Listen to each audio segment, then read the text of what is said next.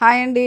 ఈరోజు అడినాయిడ్స్ గురించి తెలుసుకుందాం. అసలు దాని ఇంపార్టెన్స్ ఏంటి? అసలు మన బాడీలో ఏం చేస్తుంది? అసలు పిల్లలకి ఏ విధంగా ఎఫెక్ట్ అవుతుంది? అడినాయిడ్స్ అనేవి ఒక చిన్న లింఫాయిడ్ టిష్యూ అంటారండి. ఇది మన ముక్కు వెనకాల భాగంలో ఉంటుంది. సో, పిల్లల్లో జనరల్‌గా 6 ఇయర్స్ టు 7 ఇయర్స్ వరకి మనం కామన్‌గా ఎక్కువ చూసే అవకాశం ఉంటుంది. అంటే సైజ్ అనేది ఎక్కువ అవుతుంది. ఎందుకు? వాళ్ళలో ఇమ్యూనిటీ తక్కువ ఉంటుంది. వాళ్ళు పెరుగుతున్న కొద్దీ వాళ్ళ ఇమ్యూనిటీ అనేది పెరుగుతూ ఉంటుంది. అది మన బాడీలో ఏం చేస్తుంది? సోల్జర్స్ అనమాట. సో, మన బాడీలోకి ఏ ఇన్ఫెక్షన్ బాడీలో చేరాలి అన్నా మెజారిటీగా వచ్చేది ముక్కు అండ్ నోటి ద్వారా. సో, సర్ది, దగ్గు అలానే కదా వచ్చేది.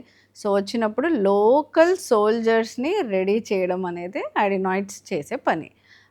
ఎప్పుడైతే అడినాయిడ్స్ పని ఎక్కువ పెరుగుతుందో దాని సైజ్ అనేది పెరుగుతుంది. దాన్నే అడినాయిడ్ హైపర్ట్రోఫీ అని అంటారు. సో, ఈ మాంసం ముద్ద కొంచెం ముక్కు వెనకాల భాగంలో పెరిగినప్పుడు జరిగేదేంటి? ప్రాబ్లమ్స్ ఏంటి అనంటే, ప్యాసేజ్ అంటే గాలి వెళ్ళే దారిని సన్నగా చేస్తుంది.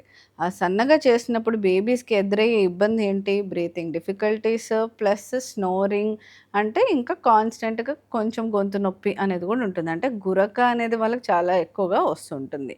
ఇది సింప్టమ్స్ అనేవి ఎక్కువ ఎప్పుడొస్తాయి? పిల్లలు పడుకున్నప్పుడు నోటీస్ చేయడం అనేది జరుగుతుంది.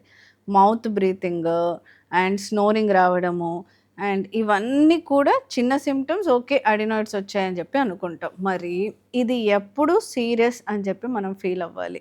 సో, అడినాయిడ్స్ వల్ల బేబీకి రికరెంట్‌గా nose block, ear infections and sleep disturbances అంటే నిద్ర పడుకుంటారు. ఈ గురక వల్ల లేసి కూర్చోవడం అనేది జరుగుతుంటుంది. సో, వాళ్ళ క్వాలిటీ ఆఫ్ స్లీప్ అనేది ఎఫెక్ట్ అవుతుంది. పిల్లల క్వాలిటీ ఆఫ్ స్లీప్ ఎఫెక్ట్ అవ్వడము, ప్లస్ ఇవన్నిటి వల్ల బేబీ టీత్ అనేది కొంచెం ముందుకు రావడము, ఇలాంటివి కూడా చూస్తూ ఉంటాం. దీన్ని మనం అప్పుడు కొంచెం సీరియస్‌గా అనేది పరిగణిస్తాం. మరి మోస్ట్ కామన్ రీజన్స్ దేనివల్ల ఇది పెరగడం అనేది జరగాలి అనంటే any viral infections, any allergies, so any bad microbe or any infection నోటి ద్వారా, ముక్కు ద్వారా ఎంటర్ అవుతుంది అనంటే ఇది పెరిగే ఛాన్సెస్ ఉంటాయి. దీనికి ట్రీట్మెంట్ ఏంటి అనంటే మేజర్‌గా ఎప్పుడో ఒకసారి పిల్లలకి ఇన్ఫెక్షన్ వచ్చినప్పుడే ఇబ్బందొస్తుంది అని అన్నప్పుడు మనం టెంపరరీ ట్రీట్మెంట్స్, స్టీమ్ ఇన్హలేషన్ ఇలాంటివి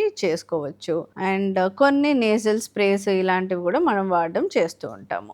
అన్ని అడినాయిడ్స్ అంటే పెరుగున్నాయి పిల్లలకి ఉంది అని తెలిసాక సో, అందరి పిల్లలకి సర్జరీ అవసరమా అంటే లేదండి. ఆ అడినాయిడ్స్ వల్ల frequent year infections and frequent అంటే వాళ్ళు ఊరికే లేవడము రాత్రి నిద్రలో, దానివల్ల వాళ్ళు స్లీప్ డిస్టర్బ్ అవ్వడం, ప్లస్ ఇవన్నిటి కారణం వల్ల వాళ్ళ గ్రోత్ కూడా ఎఫెక్ట్ అవుతుంది. వాళ్ళు సరిగ్గా పెరగట్లేదు అన్నప్పుడు మనం ఇన్వెస్టిగేషన్స్ అనేవి కొంచెం ఎక్కువ చేస్తూ ఉంటాము.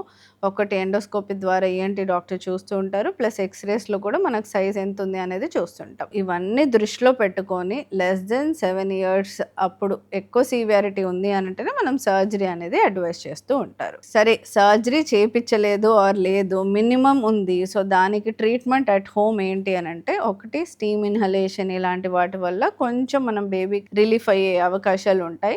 ప్లస్ మనం నేజల్ డ్రాప్స్ కొన్ని, so sprays, long term use చేసే కొన్ని మెడికేషన్స్ కూడా ఇస్తూ ఉంటాం. మర్చిపోకూడదండి కంపల్సరీ ఇలా మౌత్ బ్రీతింగ్ ఎఫెక్ట్ అవుతుంది ఆర్ ఉంటుంది కాబట్టి ఈ పిల్లల్లో ఖచ్చితంగా ట్వైస్ బ్రష్ చేయించడం అనేది మ్యాండేటరీగా చేయాల్సిందే. ఓరల్ హైజీన్ కూడా చాలా important. Only constant mouth breathing వల్ల వాళ్ళకి వేరే డెంటల్ కేరీస్ ఇలాంటివి వచ్చే ఛాన్సెస్ కూడా ఉంటాయి. Thank you.